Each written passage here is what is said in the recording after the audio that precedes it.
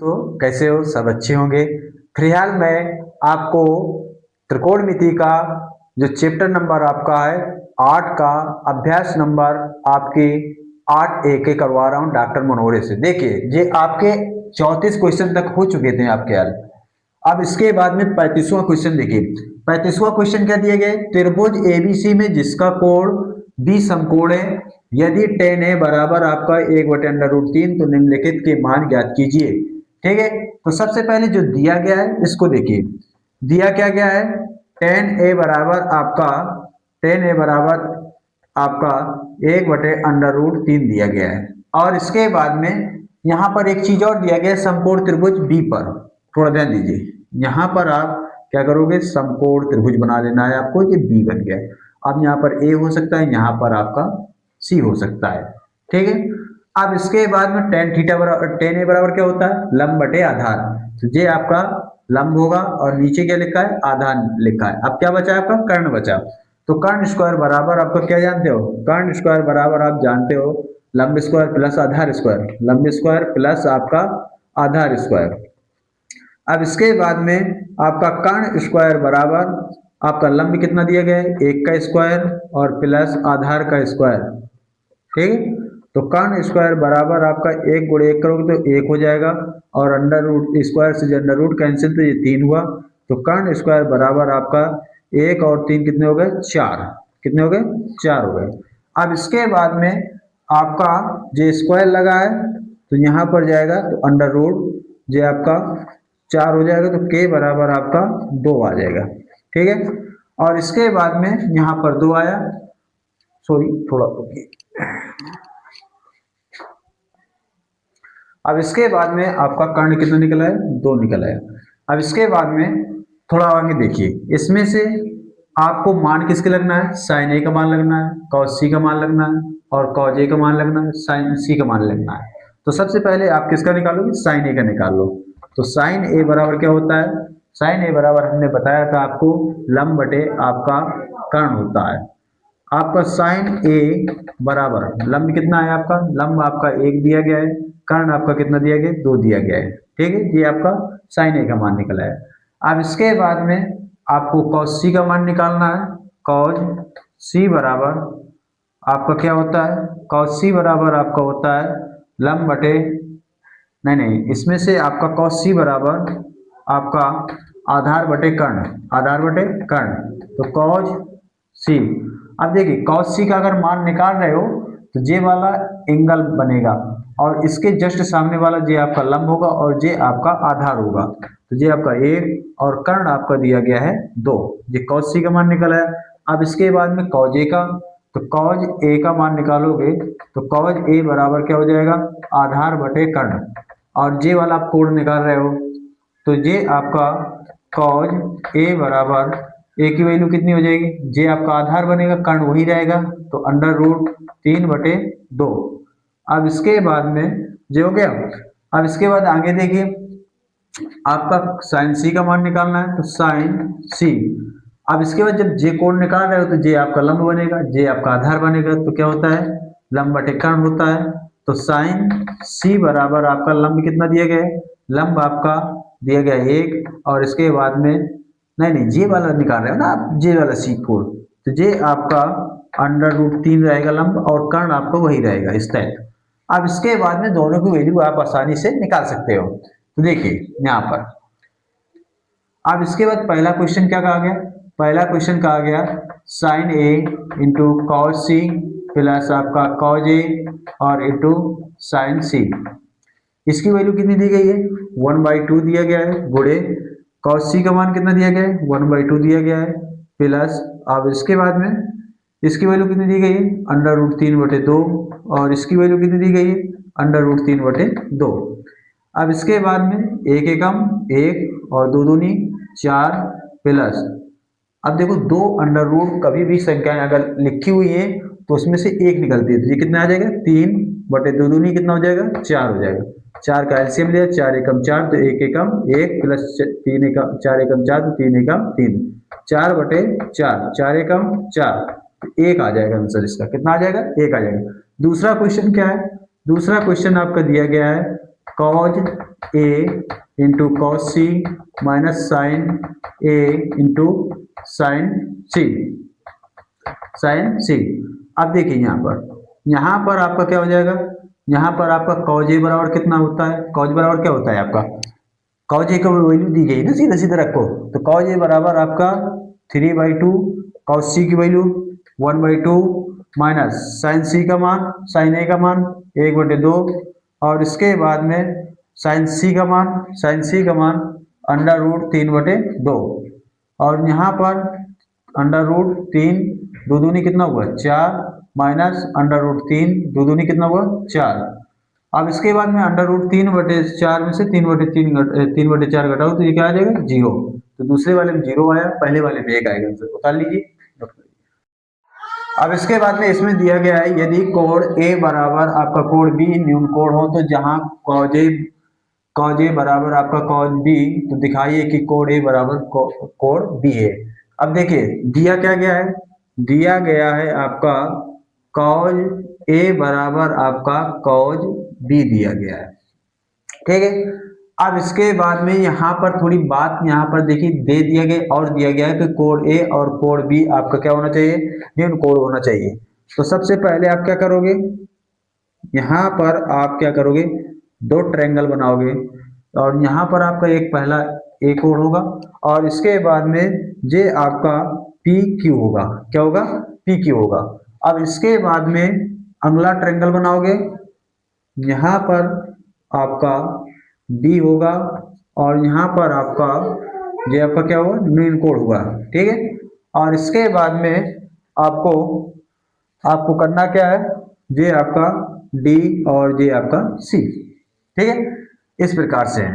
अब इसके बाद में आपको जो दिया गया है, तो दिए से देखिए आपका कॉज ए बराबर क्या होता है, कॉज ए बराबर अगर जिस वाले त्रिभुज से देखा जाए, मतलब कि ए पी क्यू से देखा जाए, तो कॉज ए बराबर आपका कॉज बी, तो देखो यहाँ पर अगर इस ट्रायंगल से देखा जाए, तो ये कोण से देखा जाए, तो आपका आधार बटे कर्ण होता है, क्या होता है आधार बटे कर्ण, कॉज ए बराबर, ठीक है। तो यहाँ पर आपका क्या हो जाएगा, ये आपका हो जाएगा पी ए बराबर आपका क्या हो जाएगा ए क्यूब हो जाएगा, क्या हो जाएगा ए क्यूब हो जाएगा।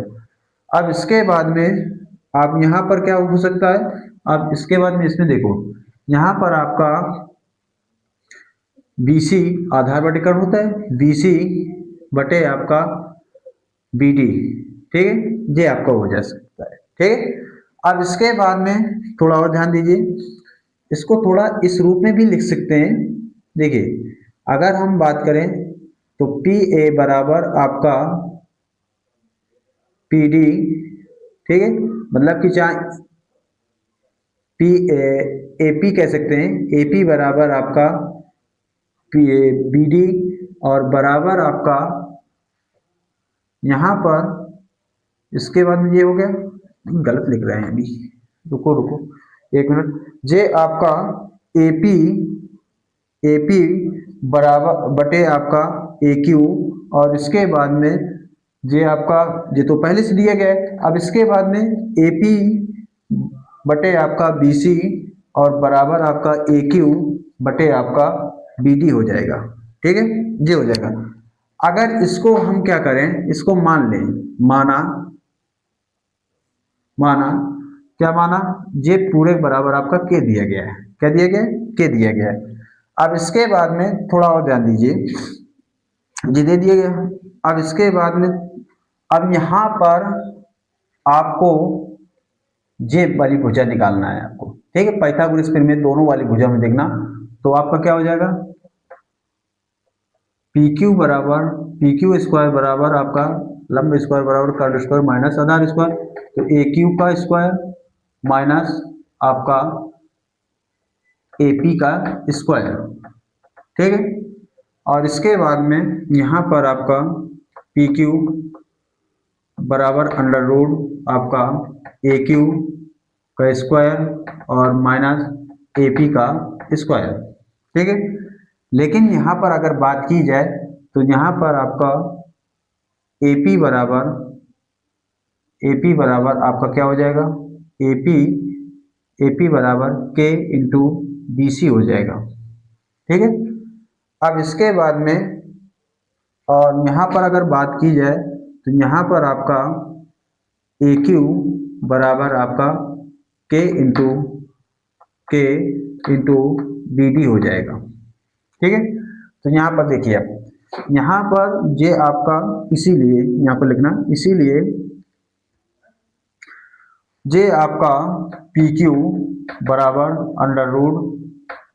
अब इसके बाद में AQ बराबर क्या रख सकते हो, AQ बराबर बी डी के का होल स्क्वायर माइनस, और इसके बाद में यहाँ पर क्या रख सकते हो, यहाँ पर आप रख सकते हो, यहाँ पर AP की जगह के इंटू BC का होल स्क्वायर। ठीक है। अब इसमें से दोनों में कॉमन क्या मिलेगा, दोनों में कॉमन आपका PQ बराबर अंडर रूट के स्क्वायर का कॉमन निकल आएगा, के स्क्वायर का कॉमन, ये आपका BD का होल स्क्वायर। ठीक है। और इसके बाद में माइनस आपका BC का होल स्क्वायर। ठीक है। अब इसके बाद के को बाहर लाओगे तो यहाँ पर आपका हो जाएगा PQ के और अंडर रूट आपका बी डी स्क्वायर माइनस आपका BC स्क्वायर। ठीक है। ये हुआ तुम्हारा, ये त्रिभुज आपका किससे था, ये आपका त्रिभुज AQP से था। ठीक है।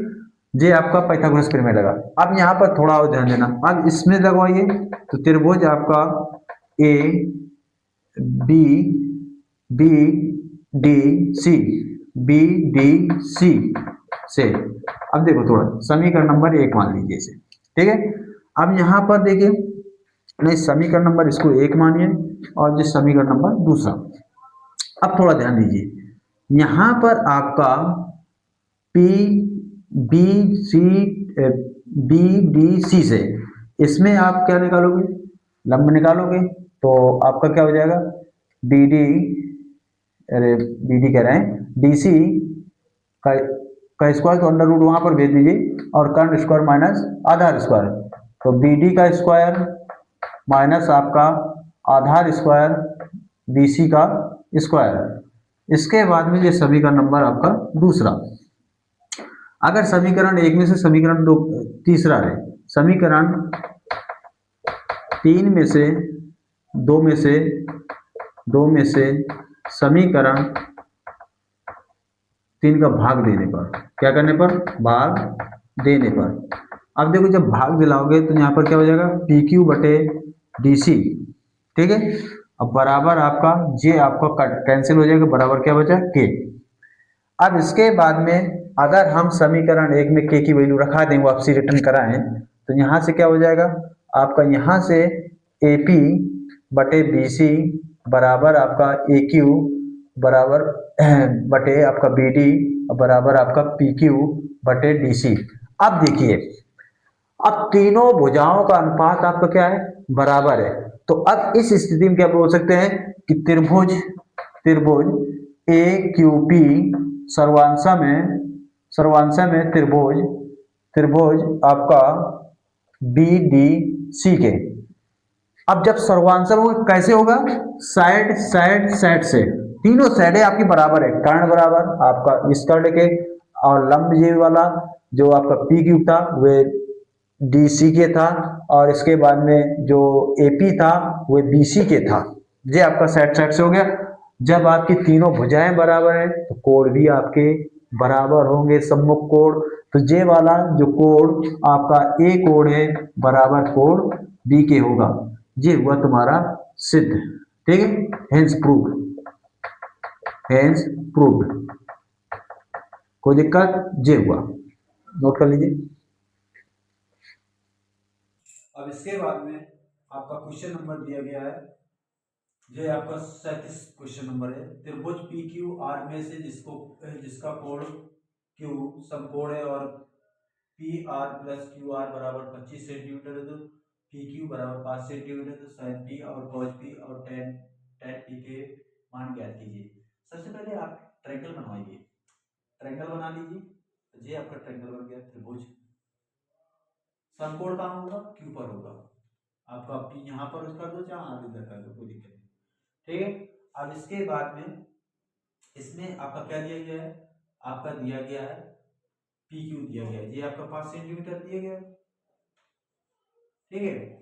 अब इसके बाद में अगर आपको ये वाली अगर दूरी मान लिया जाए, ठीक है, माना